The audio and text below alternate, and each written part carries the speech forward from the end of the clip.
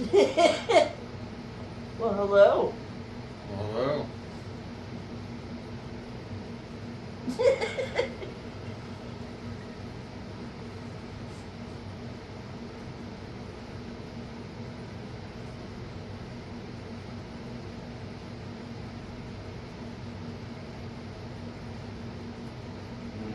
Hey, all you metal mixers, it's your old pal Jennx and Darkj. John. John. Hope you guys had a good weekend. Hope you guys had a happy 4th of July. We sure did. Yes. Took a little break. We got a few things we wanted to discuss, so without further ado, let's get into it. So, Let's get into it. so Left to Die has a new single. Yes, we're a little late on it. Yeah, we're just a couple of days late on it. It was kind of the big talk of the Facebook and the other different social media Yes. platforms, but mostly on Facebook. They're dropping their new album next week on the 17th. We have their pre-order. It's going to be shipped out on the 14th, so I can't wait. Yep. So what is the third single called? It is called Legion of Doom. And that is a leftover from the Mantis days. Yes, pre-death. The pre-death band. And that sounds very interesting.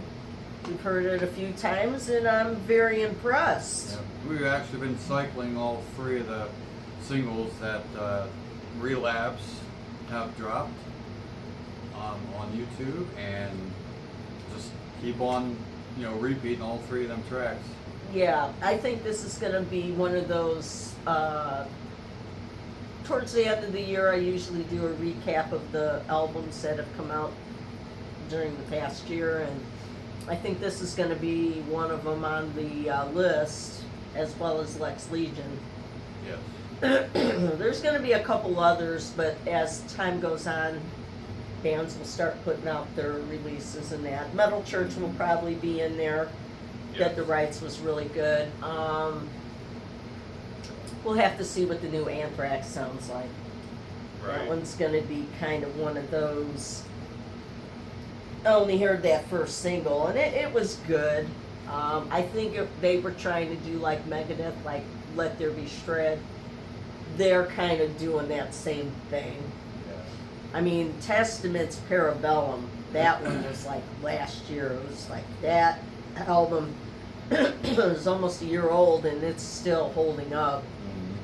And I believe that they're still out on tour. I think they're overseas right now. I don't know if they're coming back through because they were just here. So maybe something next year. Hard to say, but like I said, Lex Legion is, I believe, going to record another record. And I think that record's going to be out by the end of the year or early next year. Yeah. They're doing that one show in Sweden. That's going to be November 27th or 28th, somewhere in that after Thanksgiving time frame. Look for some merch coming out. I believe what they're going to try to do is do the 2 albums, and then they'll play like Old King Diamond, Old Merciful Fate, Scorpions, Motorhead. Yeah. It's going to be a really, really interesting and great show. Mm-hmm. Same with Jungle Rot too. I think that's going to be in the list too. That one is a one that I could listen to religiously because it's really, really good. Absolutely. We were listening to some Morbid Angel. What album was that? Gateways to Annihilation. Okay, and that was not with David Vincent, even though it sounded like David Vincent. Yeah. Steve Tucker. Steve Tucker came into the fray. How long did he last in the band? Steve? Are they still around? As far as I know they are. I don't know if they're taking a break right now, but their last album, I don't know if that was a live album. Whatever one began with J. I don't know, because they do their albums in alphabetical order. So. Yeah, he talks about that in his book. I'm still reading his autobiography, and wow, what a trip so far. He does talk about that though in his autobiography about the way that they started doing that. It wasn't like it was done on purpose, but then after reading about it, he's a very, very intelligent man, very interesting. He's very, very smart with business and stuff like that. He's done some producing and things like that of that nature and some directing. So I'll be interested in finishing the book very soon. It's only like 200 and some pages, so I'm about halfway done. Yeah. So that is an interesting book. Not to get off topic, but Morbid Angel we were listening to, and it's really good to listen to something fresh. I'm not familiar with a lot of their catalog, but as time is going on, it's actually pretty good. Yeah, you're still talking about Morbid Angel, right? Yeah. Yeah. So, on the Morbid Angel front, I listened to him religiously back in like the 90s and 2000s.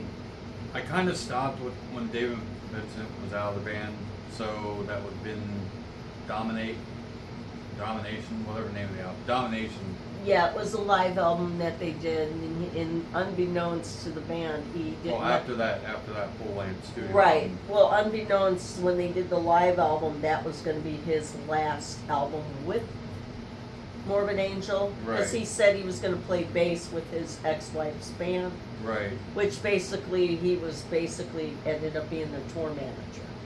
He just Yeah. wanted to step away from music. I think he got burnt out. He became a taxi driver back in '94, and people knew who he was in Florida. Yeah. But he was just burned out of the business, you know. So, after that, because, I like the lineup that Morbid Angel had in the early 90s.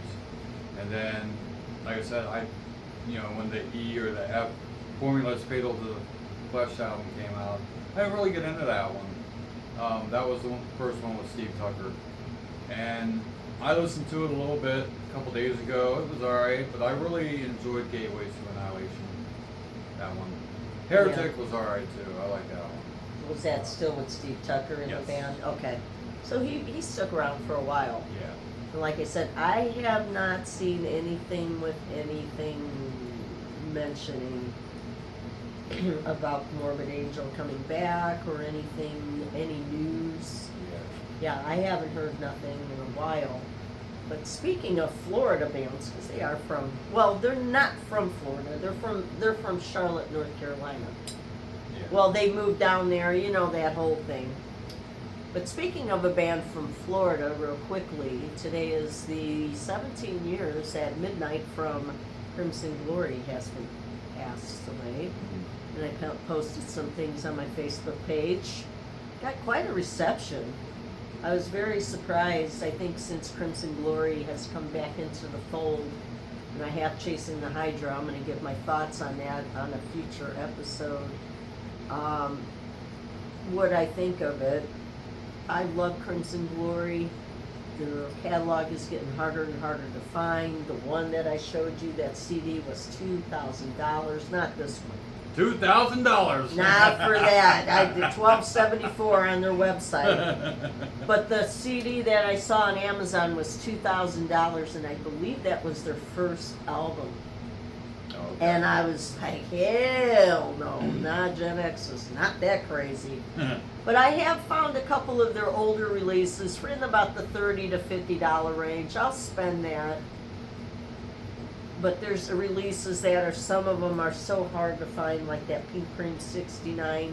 Right. The self-titled was the one that I spent $75 on. Mhm. Import, never been opened. Japanese version.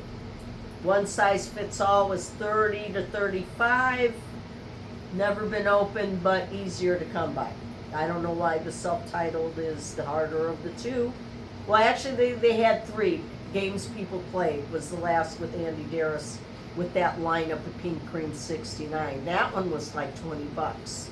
Now, I haven't heard anything off of that release. I might have heard maybe one or two.